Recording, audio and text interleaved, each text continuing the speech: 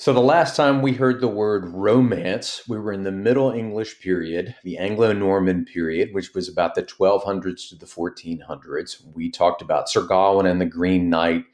We talked about the Knight's Tale versus the Miller's Tale. And romance then meant a story structure that included knights, ladies, chivalry, quests, quests for identity specifically, that story structure that we actually still have today.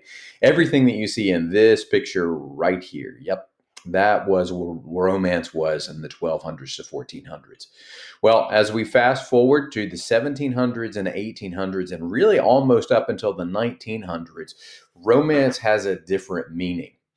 You remember, I hope, from your history classes that in the 1700s, the world, or at least Europe and North America, undergoes what's called the Enlightenment, in which we have a lot of democratic revolutions. We have a lot of new scientific discoveries.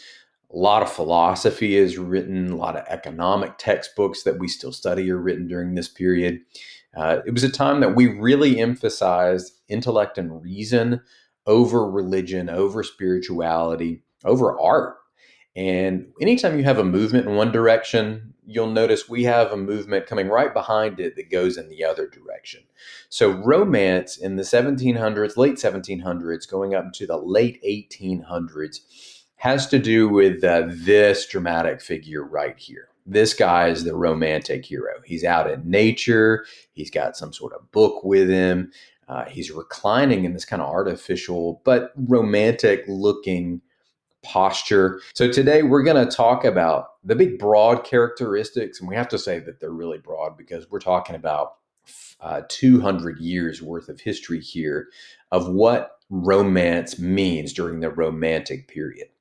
The first major characteristic that we'll talk about when we talk about Romanticism is of imagination. This picture, this painting, that is one of the biggies of the Romantic period, is called The Nightmare by Henry Fuseli. It epitomizes what we talk about as an imagination as a characteristic of Romanticism. The Romantics said that your imagination was more important to your intellect. It's where your soul, your spirituality originate.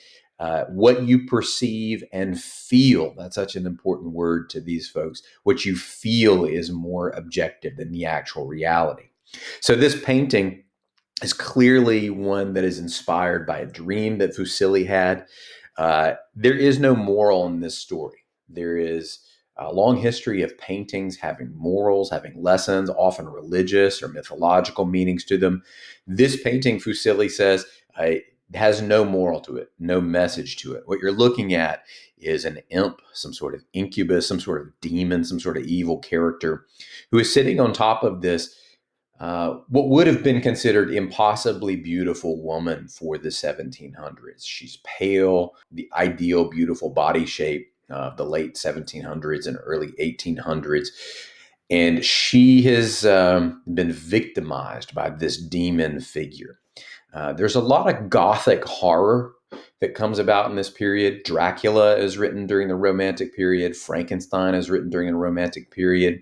In the United States, Edgar Allan Poe is one of the big writers of the Romantic period.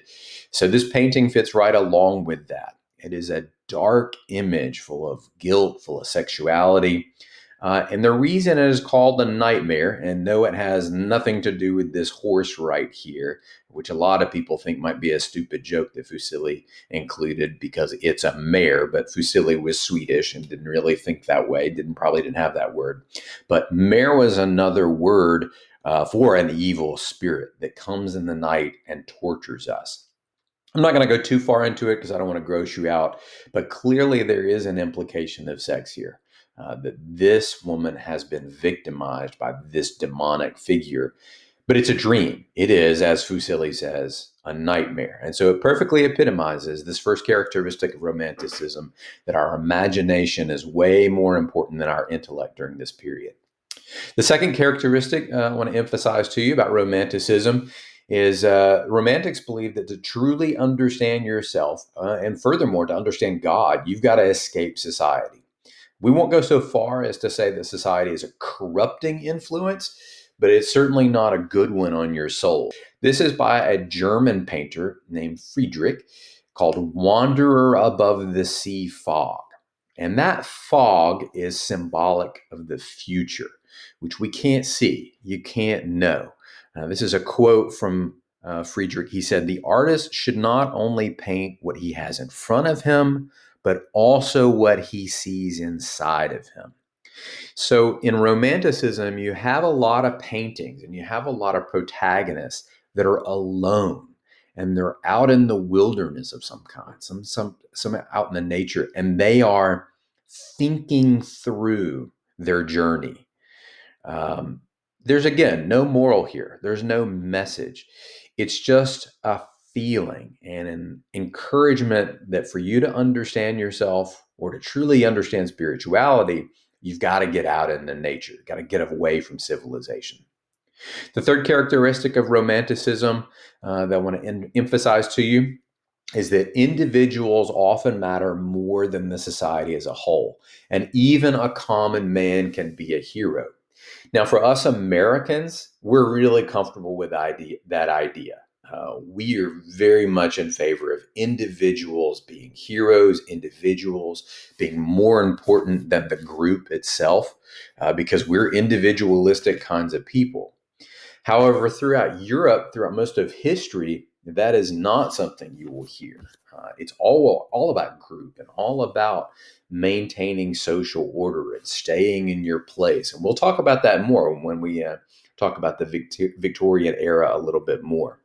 The painting I want to show you here that emphasizes this characteristic about individuality is by this German painter named Emanuel Lutz. Washington crossing the Delaware was not painted to celebrate the American Revolution or anything about American history. This painting was actually to celebrate a failed German revolution to overthrow their king, their Kaiser, and it didn't work. Well, Lutz couldn't paint a painting about a losing revolution.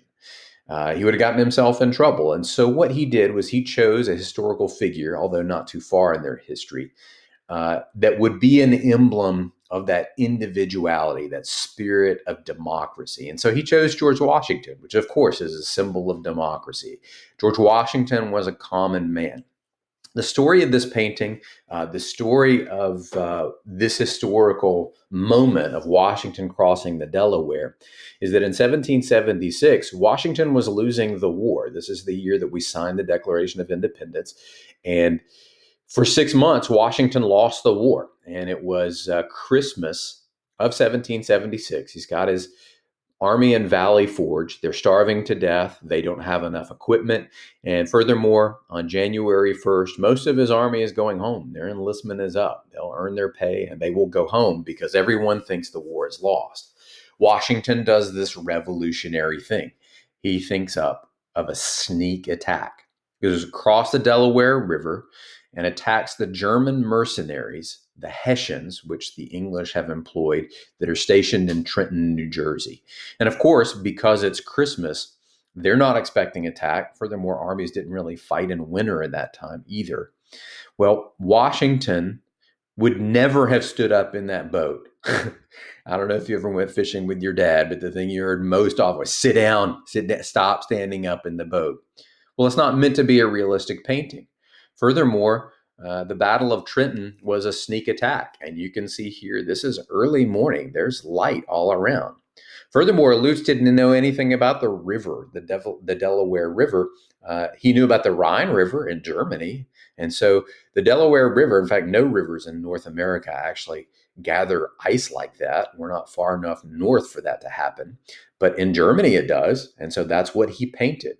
Furthermore, if you look far into the distance of this painting, you'll see all kinds of inaccuracies and impossibilities, even the perspective. There were only about 40 boats, but if you look in this painting, it seems like those boats go on forever, right? Because this is not meant to be a realistic painting of a historical event.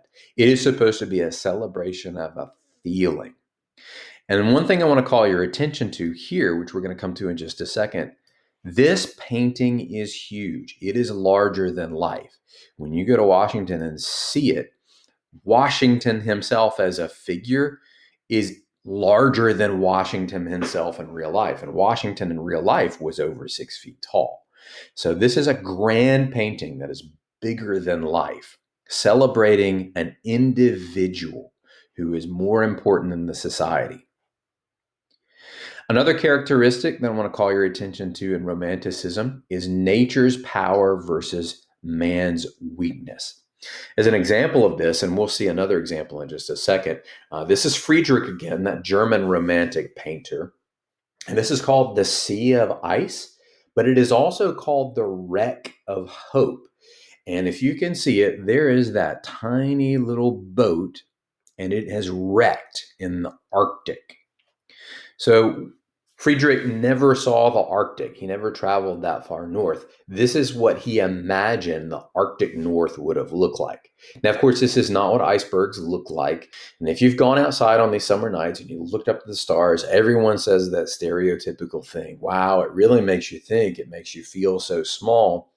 Well, that's a romantic idea, and that's a holdover from Romanticism that we still have. This is also an example of the theory of sublime. And the theory of sublime is something we know about, even if you've never heard that word before. The idea that we can take pleasure in being scared and being overwhelmed. And that's what this painting does, is it makes you feel, just like the title says, the wreck of hope, the loss of hope, that, nature is always going to win.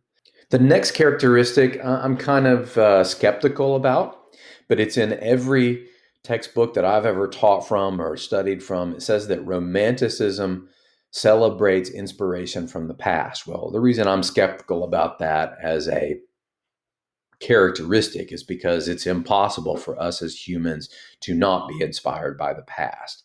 Every single thing that we write, that we create, that we paint, that we sculpt is based on something that is in the past, either our personal past or our cultural past. So I don't really buy this, but I'm going to teach it to you because that is in the textbooks.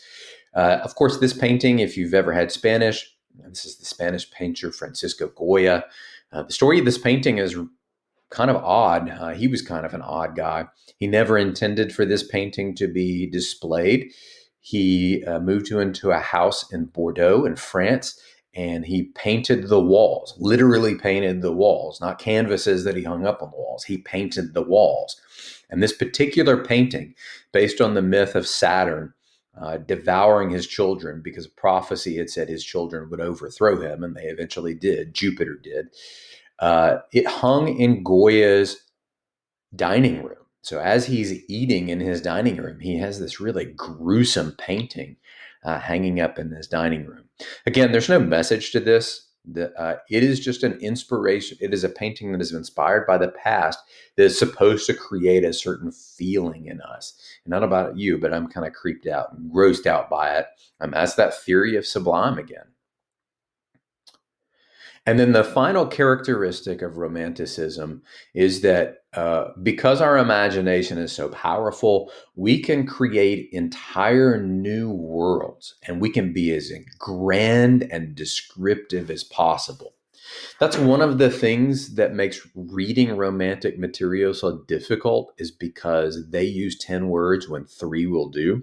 And they really believed in writing more made the work more significant. And that's an idea we're going to reject when we get to about the 1920s.